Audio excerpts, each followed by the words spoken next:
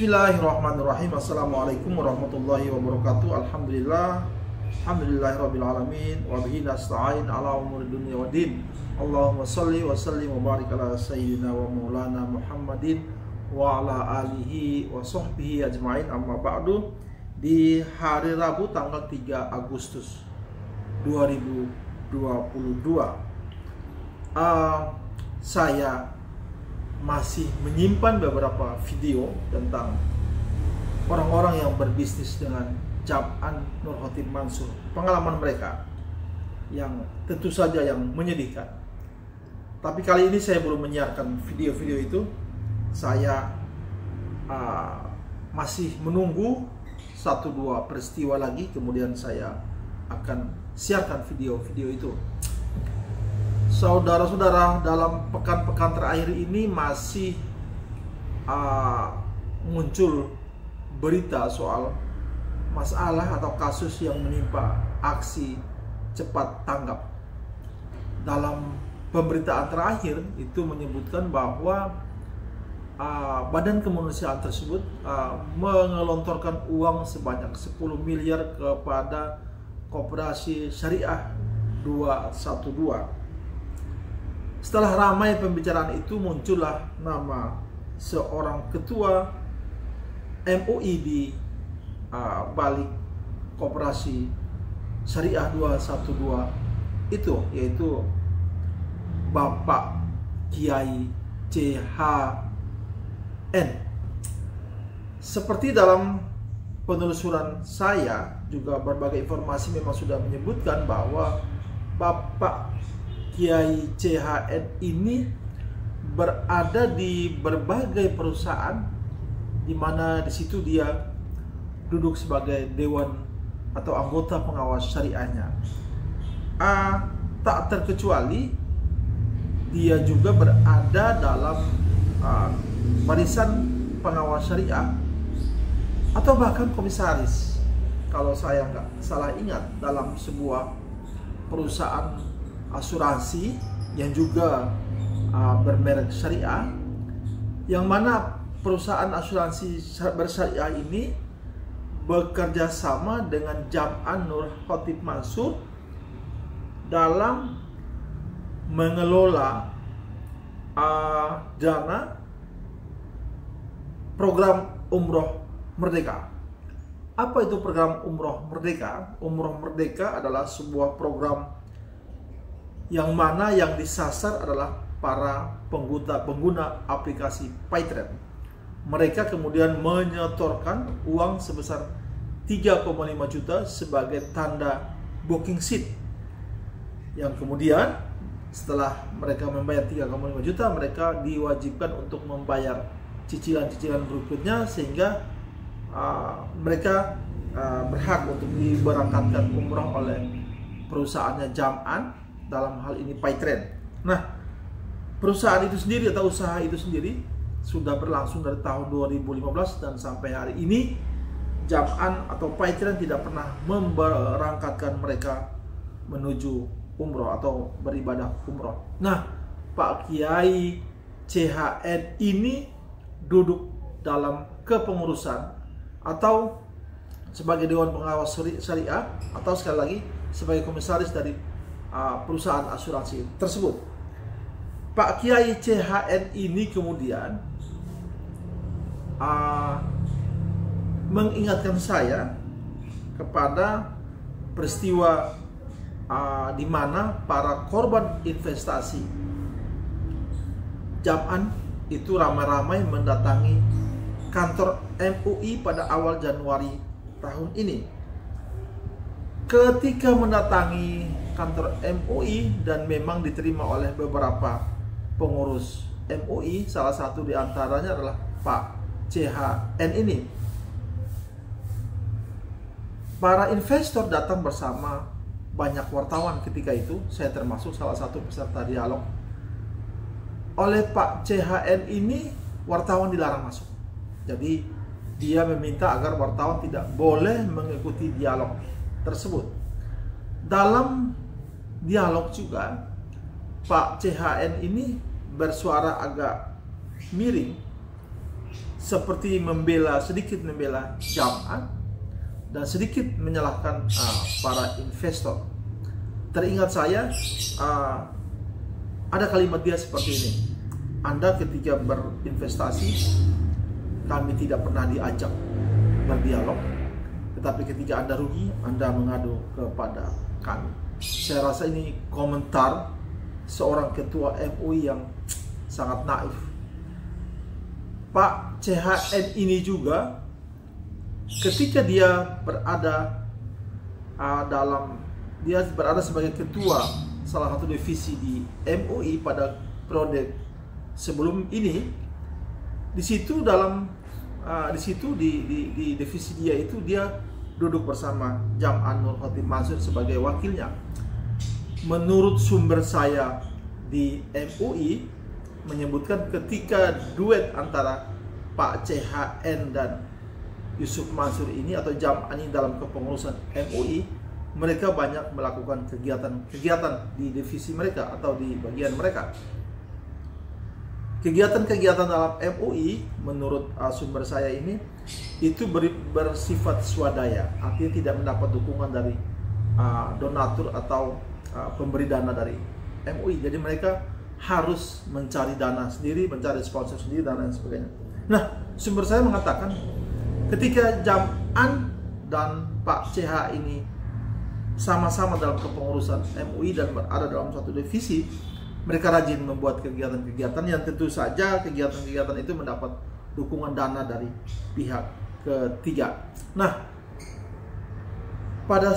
sesaat setelah dialog itu, ketua MUI yang hadir menerima kami berjanji akan memanggil kembali saya, Pak Ustadz Tabrani sebagai ketua Yayasan Pelita 5 Pilar, Pak Heri Muhammad sebagai wartawan senior, investigator masalah-masalah Jam'an, dan penulis buku soal sepak terjang Jam'an, berjanji akan mengundang kami lagi seminggu kemudian untuk kita breakdown soal masalah-masalah yang kami dialogkan dengan MUI ketika itu. Kami juga dimintakan agar membawa temuan-temuan hasil-hasil investigasi kami soal Jam'an. Namun sampai bulan Agustus ini, beberapa bulan telah berlalu, MUI tidak pernah mengundang kami lagi. Masih dalam sumber saya di MUI mengatakan bahwa kemungkinan besar Pak CHN ini mempengaruhi ketua MUI yang lain sehingga kami tidak pernah diundang lagi. Saudara-saudara, dengan demikian bukannya kami menyerah. Insya Allah dalam minggu depan kami akan datang lagi ke MUI, akan membawa surat untuk sebuah kepentingan yang juga tak jauh-jauh dengan masalah yang menimpa orang-orang yang mengaku berinvestasi dan rugi dengan Jam'an, yang juga akan berkaitan dengan Jam'an ini, insya Allah. Saudara-saudara, saya masih merilis video dari Pak Zaini Mustafa. Kenapa Pak Zaini? Pak Zaini ini saat ini menjadi semacam ikon, semacam lambang dari perlawanan terhadap Jam'an. Dia selain menuntut masalahnya sendiri di Pengadilan Negeri Jakarta Selatan, menggugat Jam'an, dia juga memimpin sejumlah advokasi untuk menggugat praktek-praktek curang dalam berekonominya Jam'an Nur Khatib Mansur. Pak Zaini Mustafa masih berbicara soal seseorang yang bernama Rofi'i, yang dia menyandang nama Gus. Akhir-akhir ini kan lagi ramai orang dengan nama sandang Gus. Bagaimana dan apa komentar Pak Zaini soal Rofi'i ini? Nanti kita ikuti di video berikut ini. Saudara-saudara, saya juga mau informasikan di sini bahwa pagi tadi seorang bapak dari Tangerang, dia mengaku sebagai tetangga RT-nya Jam'an, mereka bertetangga RT. Bapak ini mengaku kepada saya bahwa awalnya dia tuh membenci saya. Kenapa? Karena saya mengkritik Jam'an yang menurut dia adalah seorang ustadz yang dia hormati. Tetapi belakangan dia mencermati semua video saya. Dia mencermati berbagai informasi soal Jam'an, lebih cermat lagi. Ternyata menurut dia apa yang kami kritisi itu benar adanya, dan apa yang dia lihat dari Jam'an itu ternyata bersesuaian dengan apa yang kami kritisi. Bapak ini kemudian bertanya, seberapa kayakah Jam'an itu? Saya bilang begini, Bapak pernah ingat Jam'an itu pernah bilang bahwa dia sehari membayar pajak dari rumah makan dia, dari bisnis rumah makan dia sebesar 200 juta.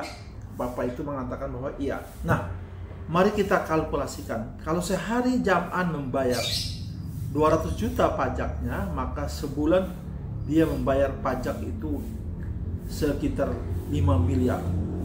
Dari jumlah rumah makan dia yang ada, warung Steak and Shake ini, ada sekitar 150 outlet yang tersebar di seluruh kota-kota di Indonesia.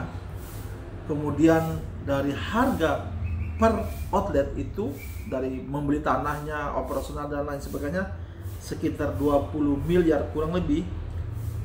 Seorang pengusaha kuliner nasional pernah membuat hitungannya, kemudian hitungannya disampaikan kepada saya bahwa dia berasumsi bahwa penghasilan Jam'an setiap bulannya itu kurang atau lebih dari 5 miliar atau 6 miliar rupiah. Itulah sebuah hitungan perkiraan dari seorang pebisnis rumah makan nasional.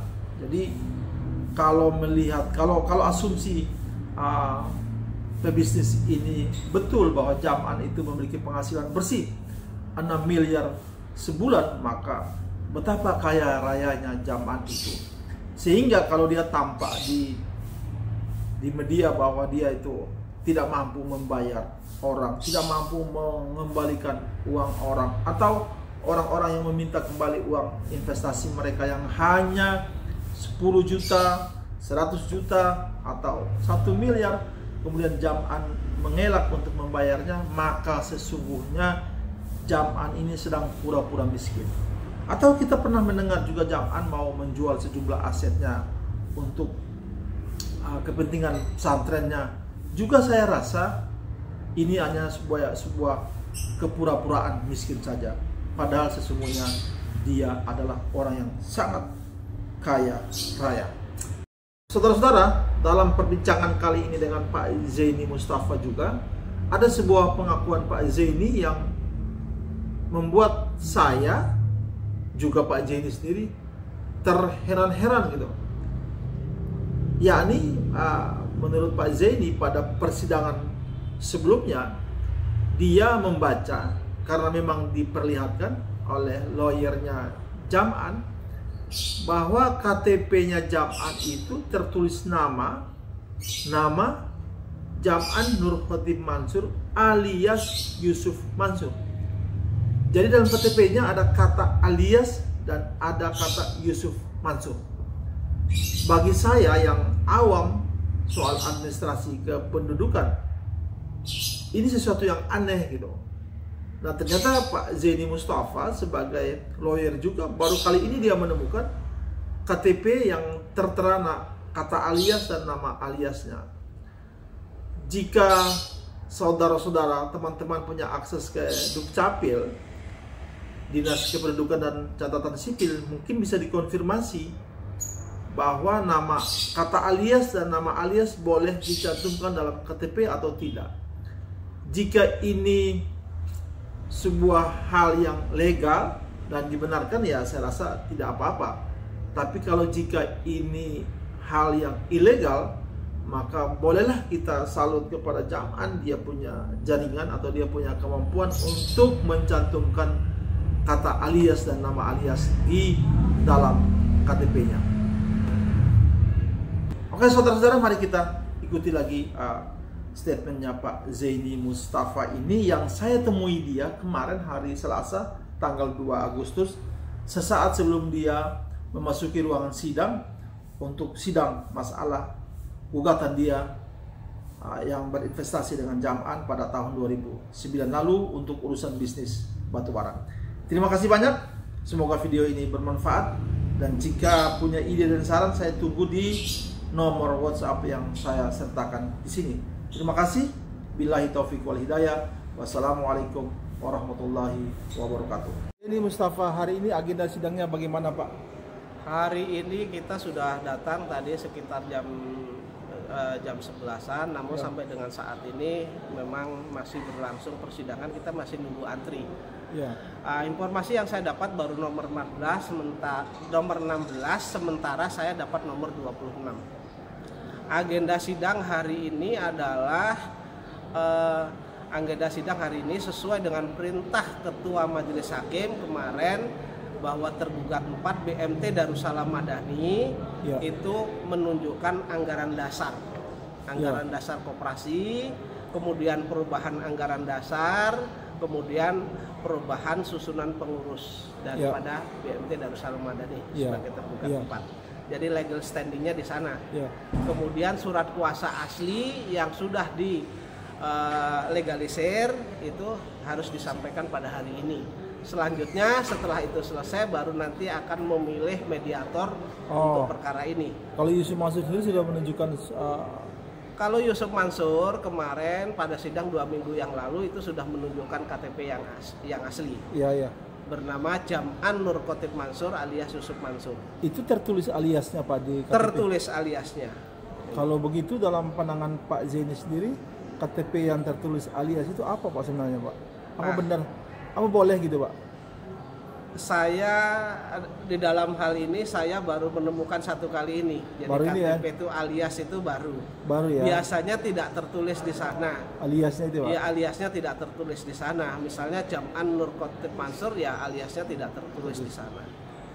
Dari selama ini kita belum pernah dengar ya Pak, belum pernah lihat ya ada orang KTP-nya ada aliasnya gitu ya Pak?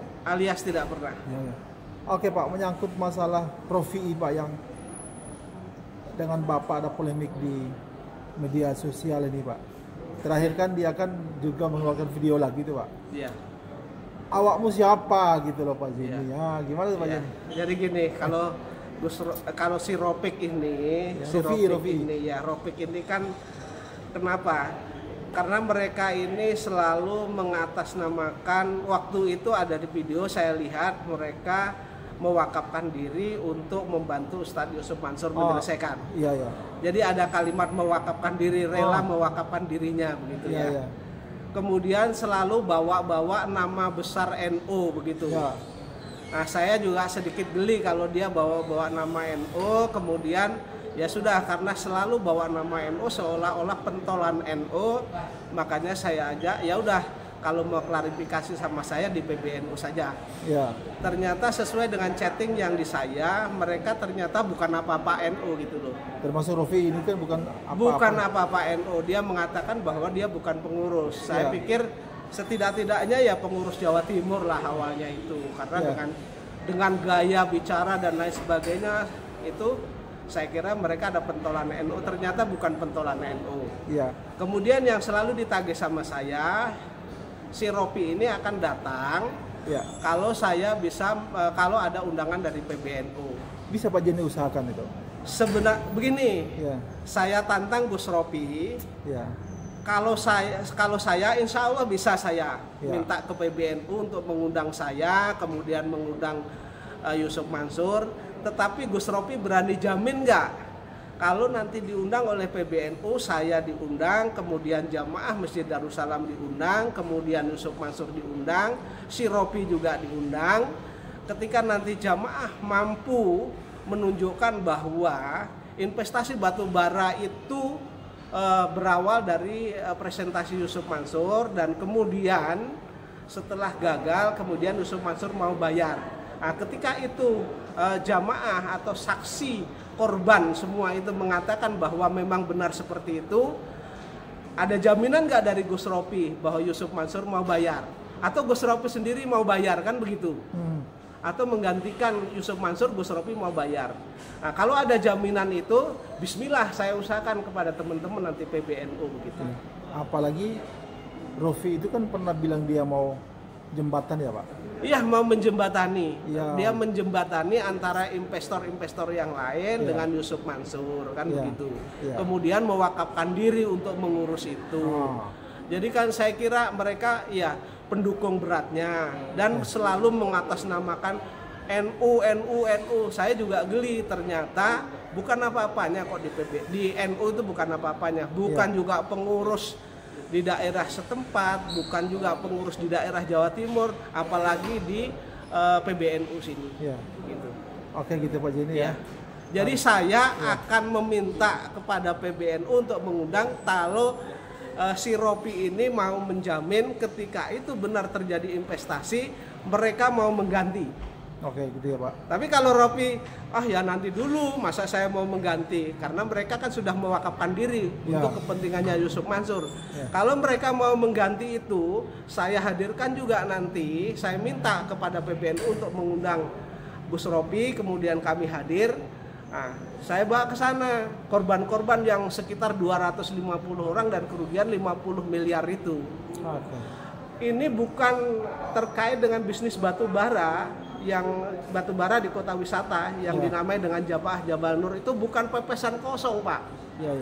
Bukan tidak ada bisnisnya, artinya ada investasi terjadi. Ada investasi itu terjadi yang diawali oleh gagasan Yusuf Mansur, presentasi kepada jamaah, dan ketika gagal bayar Yusuf Mansur mengatakan akan mengganti itu gitu. Nah, saksi korbannya masih banyak, saksi hidupnya masih banyak. Jadi apa yang mau dibantah lagi kan begitu? Gitu. Oke, jadi kalau Rofi bersedia ya Pak Jenny juga bersedia untuk. Kalau mereka bersedia, ketika nanti kita adu data di sana, ketika kita bisa menunjukkan, kemudian saksi-saksi mengatakan bahwa pernah setor uang dan lain sebagainya, mereka mau ganti, bismillah saya usahakan kepada PBNU. PBNU ini kan orang tua saya Pak.